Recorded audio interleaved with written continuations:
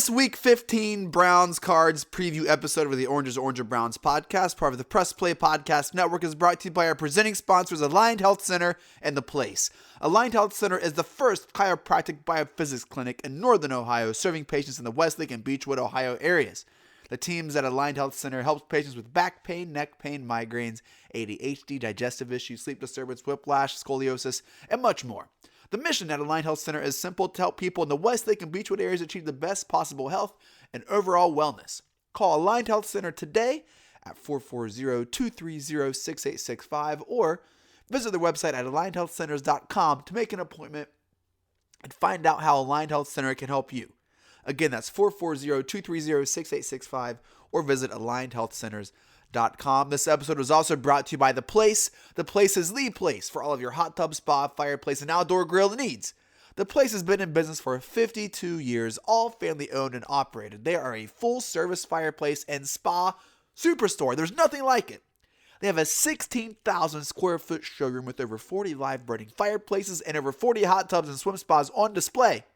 They've been voted North America's #1 service center by Coast Spas 2 of the last 4 years. Visit The Place on 2377 Medina Road today to transform your backyard into the backyard of your dreams. Look for the palm trees.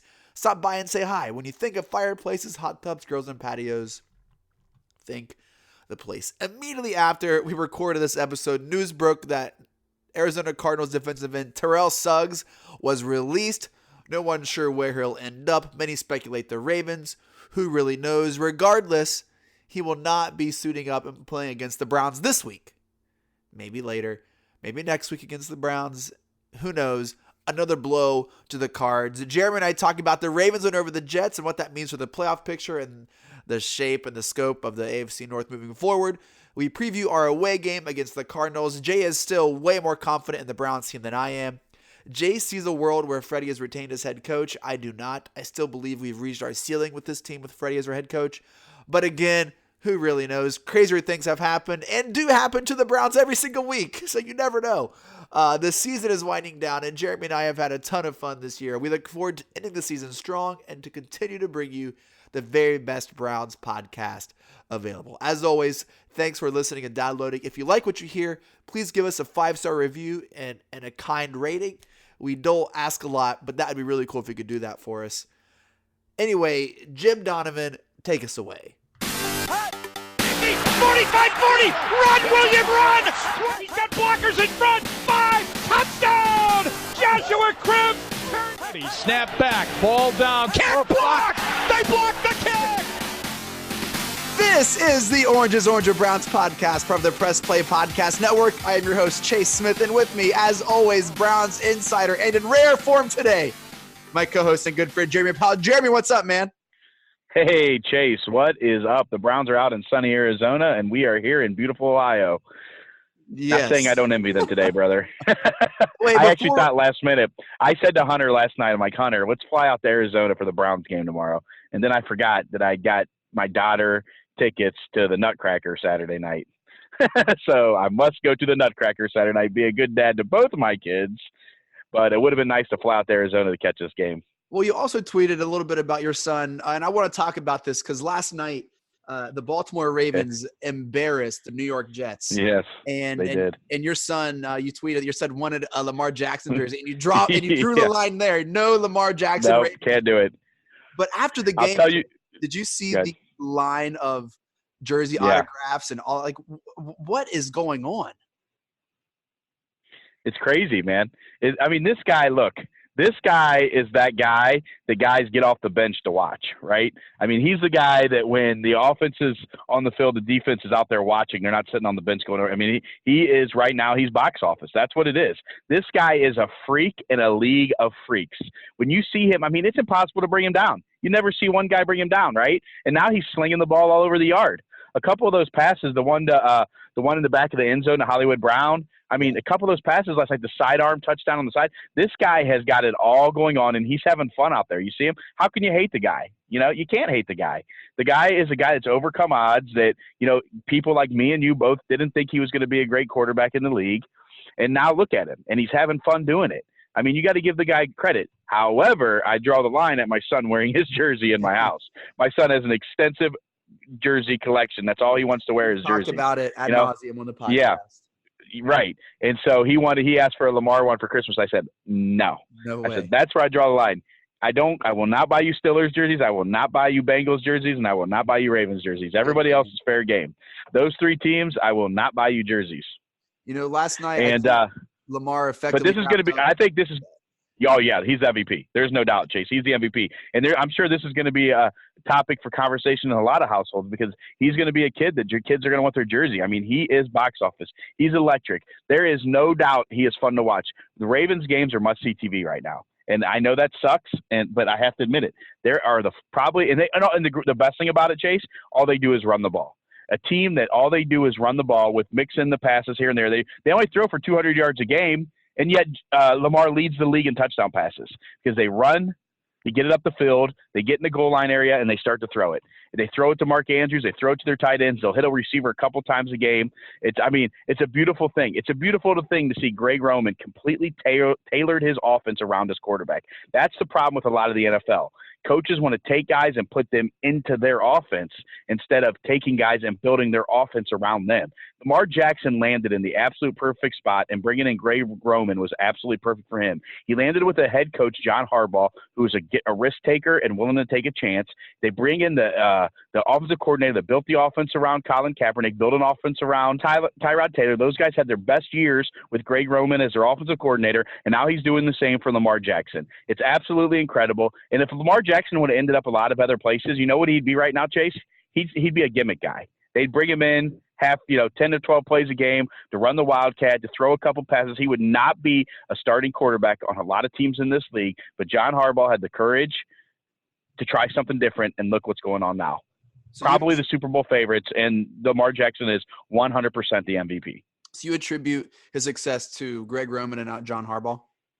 Landing in the right place, both of them. Because first, the head coach has to have the courage to do something different, right? Because what do we hear from everybody? This won't work, this won't work, this won't work, right?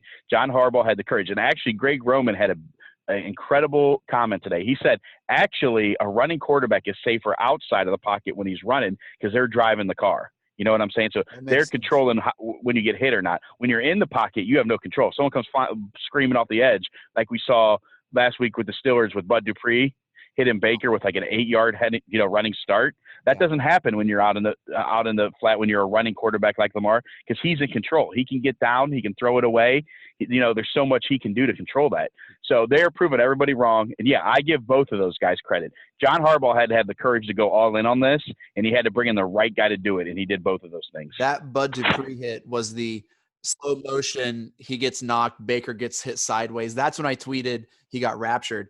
It was just a nasty hit. And there's no better time in the NFL to be a running quarterback than today's NFL. The quarterback's more protected now than ever. Yep. And Jay, you're going to see it now. You know what's going to happen now, don't you? It's a copycat league. Yeah. Okay? It is a copycat league. And there's going to be lots and lots and lots of teams that attempt to do the same thing. I think the bad thing is there's not a lot of Lamar Jacksons. I think maybe Teddy Bridgewater could have been one, but Lamar Jackson had success in Louisville. I didn't think it would translate. I'm going to be the first to admit, sure, I'm not perfect. I know I'm wrong a lot of times, but I didn't think it would translate. I don't know how long-term success or sustainability this has. If I'm the Cleveland Browns looking at Lamar Jackson, and this is the damnest thing, man. We embarrassed this squad. We laid out the blueprint on how to stop them. We were, no doubt about it, the best team on the field since that game. The Ravens have dominated the league. And Jay, this sets up a really interesting playoff situation. The Ravens could clinch home field this week, depending on how things go on Sunday, which means they've already said they would bench Lamar against the Steelers. They've already said that. So if New England, it's weird because if New England loses to Kansas City this week, right? Yep. That's it. They're the home field throughout the playoffs. So I'm sure they'll play them against the Browns next week, but they're going to be careful. Could you imagine if John Harbaugh, after already clinching home field throughout, got Lamar Jackson hurt? You'll probably see him and Ingram sit. You got enough running backs where you don't even need Ingram, right? So if the Patriots lose, there may not be a Lamar Jackson in Cleveland next week, or a limited Lamar Jackson. Which, of course, affects the Browns' playoff chances, We're going to get to this Yeah. game preview, which if we don't win against Arizona, all this is moot anyway. We have to win out to win. Our path to winning out could be easier, but then it's also dependent on other teams, right? We need Tennessee and or Houston. We need Tennessee or Houston to kind of get out in front and either win or lose out. Pittsburgh, if Pittsburgh wins one more, they're in. Is that kind of how that goes? We don't even need Pittsburgh. No, we have the tiebreaker with Pittsburgh. Okay. So we still will have, if we win out, we'll still have the tiebreaker because we'll have a better AFC record. We split with them and then we'll have a better AFC record. They have 8 wins right now. They can win one more, and we can still make the playoffs if we win one. If we win this week, there's no scenario where we're still not in it next week. Okay. We cannot be eliminated this week if we win, because Tennessee and Houston play each other twice. So we need whoever wins that one to win the other one.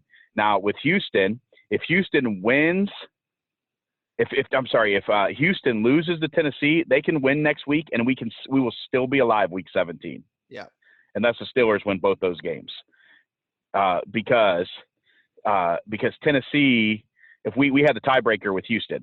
So if Tennessee. Houston loses twice and wins, no, but not Tennessee. Now, if Tennessee loses this week, they play the Saints next week, right?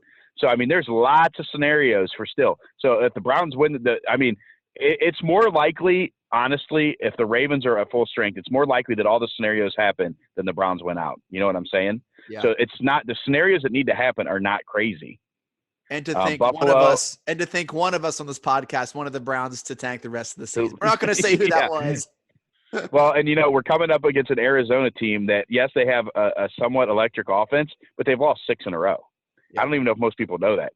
The Cardinals have lost 6 in a row. Their defense is awful. Their defense is by 20 yards the worst in the league. Okay, that's a gigantic number. If you go look at the numbers from 1 to 32 in the league, a lot of it's lumped together, And then there's the Cardinals giving up 20 plus more yards than the next to last defense, which was the Bengals. So it's pretty incredible stuff. Yeah, well, let's jump to our House of Hoodies game preview presented by our good friends at House of Hoodies. Saturday, 4 or 5 p.m. kickoff, so you have time to, after church or whatever, sleep in, get some brunch, grab a bite to eat, finish that Christmas shopping, make it home in time for 4 o'clock for the kickoff. State Farm Stadium in Glendale, Arizona. The Cards are 3-9-1, as Jeremy said, led by Oklahoma quarterback and Heisman winner, number 1 overall pick Kyler Murray. The Browns, 6-7, still hanging on to playoff hope. A loss here eliminates all of these wild hallucinations and dreams. This is a battle, Jay, of 2 former number 1 picks, 2 Heisman winners, 2 Oklahoma quarterbacks. This is per NFL.com. This is the first time since at least 1950 that Heisman-winning quarterbacks from the same college are starting against each other in the NFL. Per the NFL.com, again, the Cardinals are the only team in NFL to allow 20 points in each of their 13 games this season, speaking to their terrible defense. Kyler Murray has fewer than 200 yards passing in 3 straight games. The Cardinals have lost 6 straight, the longest losing streak since 2012. The Browns, on the other hand, have won 4 of their last 5. They started the season 2-6. And Nick Chubb is the story. 75 yards from scrimmage in 13 consecutive games. The longest streak in the NFL, which has earned him the rushing. He's leading the league in rushing. I think he's a few carries behind Caffrey for the rushing attempts. But all of that to say, here we are, Jay, week 15. Still in this playoff. What do you expect to see here in week 15 against Arizona? You've not been shy about stating your opinion here. No, I think they're going to win. Like I told you, I think the Browns are the kind of team that feasts on bad opponents because they have enough talent to do it. Maybe the scheme's not exactly right. Maybe we're missing a guy here or there, but we have the talent at the skill players to play really well against bad teams. The coaches almost got in the way last week when they forgot to hand the ball off in the first half. Then they remembered at halftime and ran the ball straight down the field for a touchdown the first drive, all run plays, right? So that hopefully they don't forget that. But this is a secondary that is awful. It's worse in the league. It's awful. And they're beat up. Budda Baker may not play one of their better secondary players. So they're beat up, and they're already awful. Patrick Peterson is not what he used to be, obviously. And you could throw in their linebackers. They're horrible against tight ends. So maybe Njoku can do something, or Carlson. Running the ball, they can't stop the run either. So I'm sure that Chubb will have a good game. I just hope the Browns don't forget about the run early. I hope they use the run to set up the pass this week and then hit some big plays downfield. But like I said last week, you can go ahead and mark it down in pen. The Browns are going to win this game as well, and they're going to come back to play the Ravens in a meaningful game in Cleveland in December. One thing the Browns do have to look out for is Chandler Jones. I think Chandler Jones is second or third in the league in sacks. So he has 14 sacks. So Chandler can get to the quarterback. He's a heck of a player. Terrell Suggs, don't know if he's playing, didn't practice the last 2 days. 14-year veteran in the league. He'll play. Yeah, because it's the Browns. But 14-year veteran in the league, he's obviously not what he used to be. You know, he's 38 years old now. He's my age. I can't imagine getting out there playing D-end at my age. But he's so I wouldn't worry too much about him. But Chandler Jones is who you'll have to worry about. But I just think the Browns have too much talent, and you know this actual setup, playing in the desert in a retractable roof stadium where no matter what the climate will not be an issue, I think plays for what the Browns' strength is. Having Jarvis Landry, having Odell Beckham, having guys that can run, Kareem Hunt, I think playing in a facility like that will help Baker. Maybe this is the game that Odell breaks out. He hasn't had a really big game since week 2 with 160-some yards and a touchdown against the Jets. This will be the right conditions, right defense for that to happen. So it would be nice to see Odell have 2 or 3 big games in the year just to maybe have him feeling a little better about the situation. But I just think this game sets up perfectly for what the Browns need, which is a win and to get the offense going for these last couple weeks. I want to talk about Odell here in a little bit when we talk about narratives. Do you know the line for this game, Jay? I have no clue. I did not look. I'm going to guess the Browns by 2.5. Browns by 2.5. That is correct. Wow. And you've done pretty good this year guessing that line. The Browns just released, this is right in the middle of recording, the injury report. 2 players for the Browns are out. Olivier Vernon misses his 5th game, and Eric Murray with the knee injury. Gone a while. J.C. Treader and Chris Hubbard are considered questionable for the game. Both with kind of knee issues. Treader will play. Go ahead and book it. Treader was questionable for every game last year after the week 8, I think it was, and he played every game. Treader is tough. He'll be out there playing. I'm not worried about Treader. Kendall Lamb was in place of Hubbard last week against the Bengals and played well.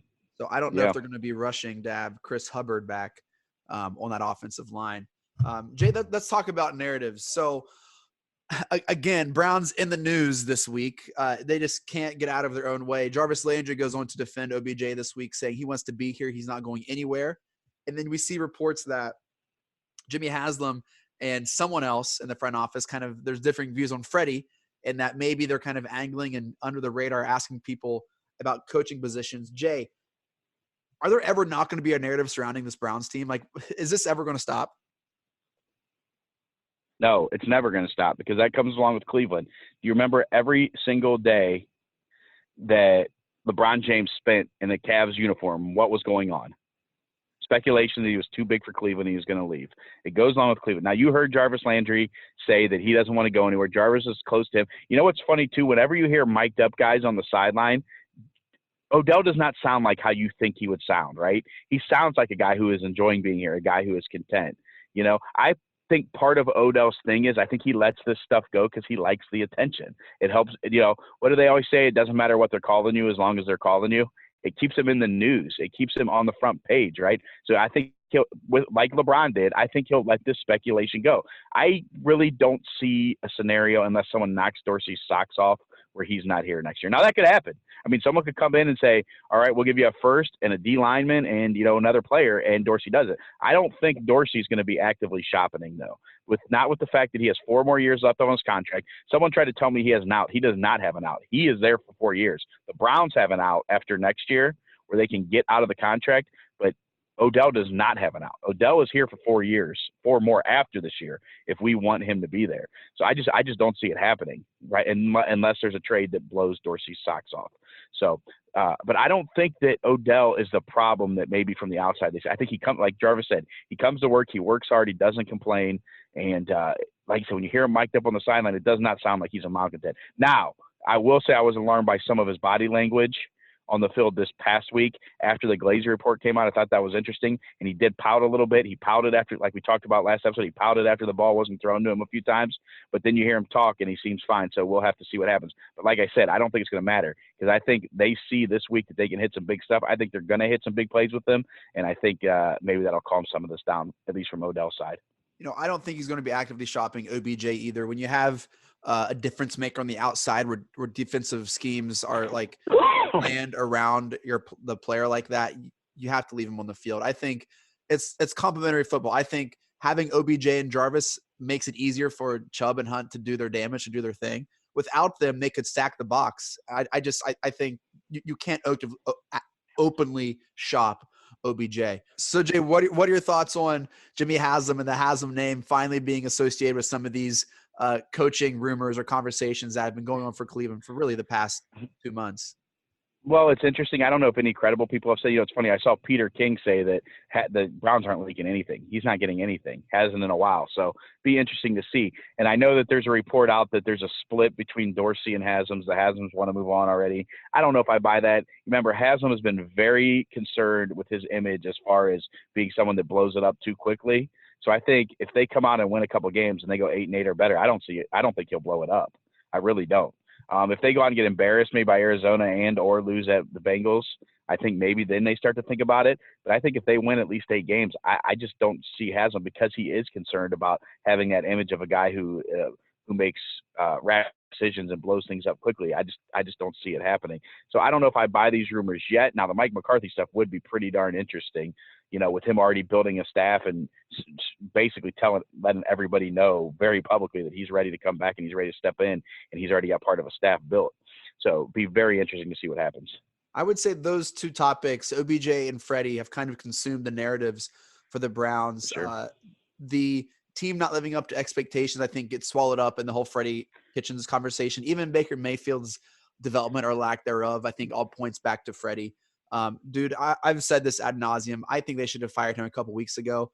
I think if we lose one more game, he's definitely fired. I think even if we do win out, and even if we make the playoffs, dude, like all it takes is Baker or OBJ to have a sit down with good old buddy boy. And I really think that would do the trick.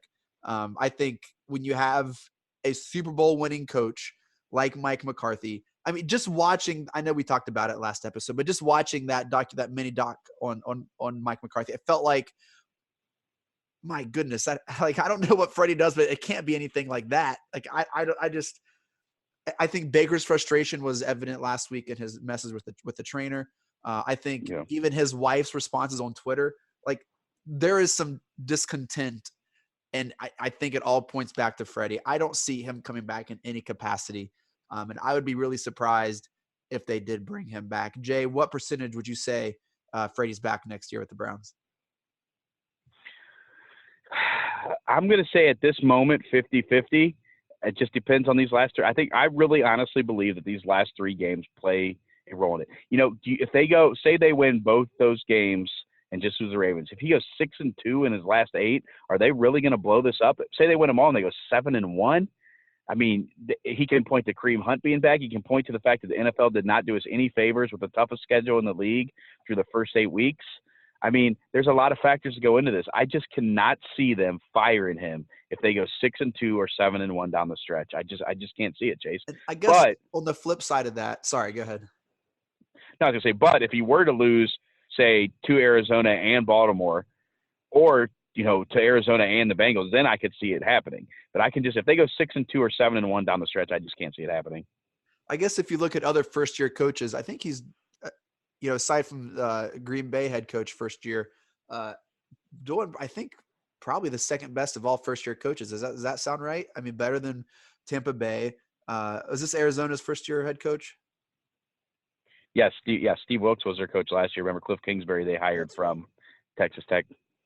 And so, I mean, better than Adam Gase. And so all of a sudden, all these coaches, like he's kind of near the top. And so even his argument is pretty sound. I don't know, man. I'm still not a fan at all. I hope he's not back. I don't know. I don't know. I feel like it's just. Look, if they could get, would I rather have Mike McCarthy as head coach? Yeah, I probably would. I just know that with the Browns already having the reputation of blowing guys out early, would Mike McCarthy come here for sure if they blew out Freddie after 1 year? And does Jimmy want that to keep hanging over his head? The idea that he is rash on these decisions. It'd be very interesting. I think keeping Hugh longer than he did was trying to combat that. Hugh should have been fired after 1-15 season. Keeping Hugh around, I think, was all pressure of that reputation. I think any more would just be ignorance and just be a bad owner, to be honest. So I don't know. Well, that does it for our House of Hoodies game preview and narratives. Your number one source for hockey style NFL sweatshirts, super comfortable, super warm, and super stylish. Use promo code ORANGER at checkout to receive 20% off your order. And let me tell you, you're going to want that 20%. Check out their entire NFL selection this holiday season at thehouseofhoodies.com, thehouseofhoodies.com. Follow them on Twitter at HOHoodies. And don't forget, promo code ORANGER at checkout for 20%. Jay, we talked a little bit earlier. What are some keys to the game if the Browns don't want to ruin their playoff chances in Arizona? Well, like I said, I think you need to run the ball early to set up the pass. I think you're going to have to put some points on the board. Arizona's going to score. Like you said, they've given up, 20 plus points every game this year? Yeah. But they're going to score some points. So we are going to have to score points. So you're going to have to be aggressive. But I think you get aggressive by running the ball to set up the pass. I think you can run the ball on this team. I think you can hit big plays on this team. I just think that stems from running the ball and using the play-action game well. They probably won't do it because that's not their MO. They'll probably come out, spread it wide open, and try to sling it from the very beginning. And maybe that'll work against this team because the secondary is bad. But I think they have to score 28 points to win this game. I think the Browns need to score 28 or more. I think they will score 28 or more. I think that's the number. I think if they get over 28 points, they'll win. They need to create a pass rush. I don't know how they're going to do it. They don't have Olivier Vernon this week. They need guys to step up. Brian Cox Jr. has played really well since he got back. Chad Thomas is playing much better. They're probably going to have to send some guys. They're going to have to send Mac Wilson. They're going to have to send Joe Schobert on some blitzes. They got to get pressure, and Kyler Murray got to get in his face and make him make a mistake. Be great if the defense could come up with a couple more turnovers, another big play. Denzel Ward with a score last week was a big play in that game. Still in a possession like that and scoring points.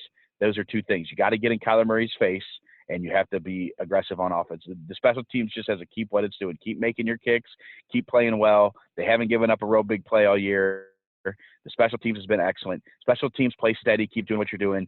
Defense, get in Kyler Murray's face. Harass him. Still a possession if you can on the turnover or two. And offense, be aggressive. Put up points. Run the ball to set up the pass. I'm telling you, this could be the best they've looked since that Miami game. This game and the Miami game could be very similar games. You're going to have the weather on your side just like you did in that Miami game. You got a defense that's struggling bad, but you got an offense that can put up some points. You're going to have to be aggressive. Those are my keys to the game, Chase. Well, and that's what concerns me. Having the experience of starting well against Miami, having that pressure, I hope they don't try to do too much too quick and shoot themselves in the foot. I think we saw against the Bengals, man, the Bengals controlled the clock. The time of possession was crazy. And if it wasn't for that Ward pick six, that'd be a very different football game. And so I would love for them to get out, control the game, control the line of scrimmage, win the time of possession. Our offense right now is healthier and better than our defense. So let's keep our defense fresh. Let's let the offense do their thing. Don't look for the home run play. Maybe 5-6 yards here. Give what the defense gives you. There are a lot of really good breakdowns last week of Baker trying to force these really bad throws when you could have just given what there are a couple times the running backs were open out of the backfield. Just win the time of possession, wear that terrible defense down, and then at the end of the game, hit it with some play action passes over the top. But don't try to take too much too quick and keep this Cardinals team in there. Take care of the football. Don't give them a short field. Don't do them any favors. I think go in there, take care of business, and get some momentum. Continue that. Feel good about a win heading into our final home game against the Ravens, which hopefully continues our playoff chances. I'm baffled that we're not eliminated yet. But, hey, such is life in the NFL. Jeremy, any other keys of the game we're missing? No, I think that's it. I think, like I said, you got to be aggressive on offense. You're going to have to score some points. You got to get in Kyler Murray's face. You got to play solid special teams. Take advantage of the weather. Take advantage of the fact that the weather is not going to be an object this week. Just go out, be aggressive, get the ball downfield, throw vertical, right? Use the running game to set up the vertical passing game. I just don't think we've taken enough deep shots. Chase, doesn't seem like when you're watching every other team in the league, they're taking 5 or 6 deep shots a game. Even, like we said last night, Lamar Jackson, when you watch the Steelers with their backup, every game I watch, it seems like the teams are taking a bunch of deep shots. Where have our deep shots been? This would be the week to bring it back out, and you set that up off the play-action passing game. I really do not understand where our deep passing has been. I don't know if it's Baker checking what's going on, but we have not. We've thrown 1 or 2 a game maybe. So let's try to get 5 or 6 of those deep shots. And, Chase, what are we seeing around the league? What happens? You either catch it, you drop it, or there's pass interference, right? Yeah. So let's take a couple more of those deep shots this week. That's the Joe Flacco offensive playbook. And I'm going to tell you, deep yeah, exactly. I'm going to tell you this right now, Chase. Browns are going to win this game.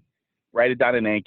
They're going to score 35 points. It's going to be Browns 35, Cardinals 21. Browns come back playing meaningful football at home against the Ravens next week. Bold predictions. Jeremy says Browns 35, Cardinals 21. I'm going to say Browns 28, Cardinals 24. I don't think it's going to be a blowout. I think it's going to be closer than you think. I think Kyler Murray is going to ball out. I think he's going to outplay Baker, but I think Chubb is he's going to finish off a long run. I think Chubb's going to have a 50-yard plus running touchdown. I think Hunt's going to match that as well. I think this is where we really even though the weather's nice, I think they're going to save this game. I don't think our defense is going to save it. I don't think Baker's going to win it. I think Chubb and Hunt are going to save this game for us. I'm going to say Browns 28, Cards 24. And for my bold prediction, I think we're going to see a fake punt. I think the Browns are going to do a fake punt. I think Jamie Gillum, I think they're going to try to pull one out this week. Do you have another bold, bold prediction, Jay? Yeah, I think this is pretty bold considering he only has 2 a year. I think you're going to see Odell in the end zone twice in this game. I like it. You're going to see I think you're going to see a long touchdown for Odell and maybe a slant down inside the 30. So I think you're going to see 2 Odell Beckham Jr. touchdowns this week. I hope so, man. I love OBJ. I'm glad he's in orange and brown. Yeah. Want to give a shout to our presenting sponsors, Alliant Health Center in the place. Alliant Health Center is Northern Ohio's first chiropractic biophysics clinic. Their mission is simple: to help people in the West Lake and Beachwood areas achieve the best possible health and overall wellness. Also shouts to the place. The place is a full-service fireplace and spa superstore. The place has been in business for 52 years, all family-owned and operated, transforming your backyard into the backyard of your dreams. When you think of fireplaces, hot tubs, grills, and patios, think the place. Also shouts to House of Hoodies for the game preview and narratives. Jeremy, any final thoughts?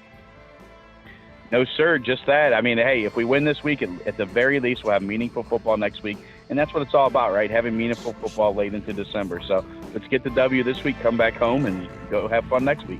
Let's go, Browns. Hoo, hoo, hoo, hoo. Here we go, Brownies. Here we go. Hoo, hoo, hoo, hoo. We're talking about the Super Bowl. Anything less is I think it brown and orange for the USA.